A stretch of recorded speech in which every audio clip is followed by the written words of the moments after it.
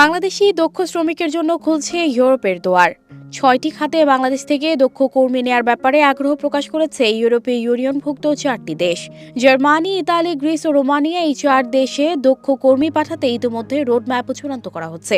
আর এই দক্ষ কর্মী পাঠানোর সামর্থ্য অর্জনের জন্য প্রাথমিকভাবে বাংলাদেশকে ৩০ লাখ ইউরোর আর্থিক সহায়তা দিচ্ছে ইইউ। গত সপ্তাহে এই বিষয়ে পররাষ্ট্র সচিব মাসুদ বিন মোমেনের সভাপতিত্বে এক আন্তঃমন্ত্রণালয় বৈঠকে বিষয়টি চূড়ান্ত করার বিষয়ে আলোচনা হয়। পররাষ্ট্র সচিব মাসুদ বিন মোমেন জানান, আগামী জুন মাসের মধ্যে ইউরোপে দক্ষ শ্রমিক পাঠানোর এই রোডম্যাপ চূড়ান্ত করে পাইলট প্রকল্প বাস্তবায়ন শুরু হবে। এজন্য প্রয়োজনীয় প্রস্তুতিও নিচ্ছে সরকার। প্রায় ২ বছর ধরে বৈধ পথে অভিবাসনের বিষয়ে বাংলাদেশের সঙ্গে ইইউর আলোচনা চলছে জানিয়ে পররাষ্ট্র সচিব বলেন, রোডম্যাপ বাস্তবায়নের জন্য প্রাথমিকভাবে ইউরোপীয় ইউনিয়ন ৩০ লাখ ইউরো সহায়তা দেবে।